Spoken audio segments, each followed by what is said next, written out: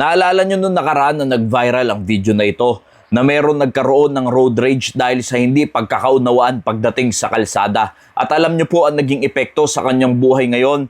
Siya po ay permanente nang wala ng lisensya. Dahil sa galit, dahil sa init ng ulo, yes, sabihin na natin na trigger siya dahil sa kagagawan din nung nanggigit-git sa kanya na isang driver din. Pero dahil sa kawalan din ng temper at dahil sa galit, nauwi sa hindi magandang resulta. Alam nyo po bilang driver, napakahirap na ikaw ay mawawalan na ng lisensya, na hindi ka na pwede magmaneho. Pag maneho ka man, ayan ay magiging illegal na dahil wala ka ng lisensya. Kaya alam nyo po mga kaibigan, mga kapatid, yung galit, yung init ng ulo, yung mga ganyang bagay ay walang maidudulot na maganda. Magdudulot lamang yan ng kapahamakan at ng kasamaan sa iyong buhay. Na paulit-ulit na sinasabi ng Biblia, maging mabagal tayo sa pagkagalit, maging mahinahon tayo, huwag tayo basta-basta papatol. Kaya alam niyo po, sinasabi ng Biblia, siyang makupad sa pagkagalit ay maigi kaysa makapangyarihan. At siyang nagpupuno ng kanyang diwa ay maigi kaysa sumakop ng isang bayan. Alam niyo po, sa mundong ito, lalo pa dito sa Pilipinas,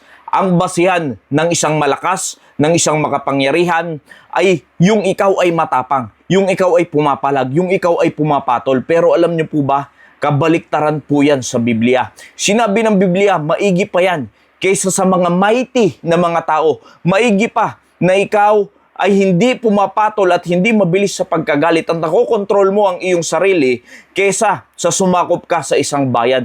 Ganun po hinahalin tulad ng Biblia na ang isang tao pagka marunong siya magkontrol ng sarili niya. Dahil tatandaan niyo po, wala laging maidudulot na maganda ang init ng ulo kahit sa mag-asawa, kahit sa mga anak, kahit sa eskwelahan, sa trabaho, sa kalsada, o kung ano pa man sitwasyon ng inyong buhay, wala pong magandang maidudulot yan. Kaya tignan niyo po ang tao pag galit, pag mainit ang ulo, wala pong sasabing maganda yan at magkukos lamang yan ng matinding away. Kaya alam niyo po, maganda na may kahinahunan tayo sa ating sarili dahil yan ay mas matindi ka pa kaysa sa mga magigiting na tao. Mas matindi ka pa sa isang sumasakop ng bayan kung meron kang kontrol sa iyong sarili. At alam niyo po ba ang gabay ng Biblia para sa mga ganyang klaseng mga tao? Sabi ng Biblia, ipanalangin natin ang mga umuusig sa atin.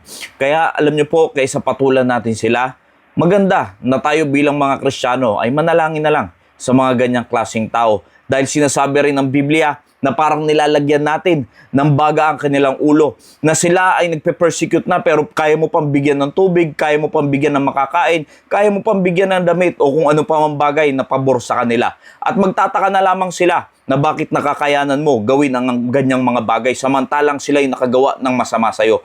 Alam niyo po, diyan natin mapapakilala unti-unti ang Panginoong Jesucristo sa mga taong wala pa sa ating Diyos. Nawa, naging pagpapala po ang mensaheng ito. Maraming salamat po and God bless you all.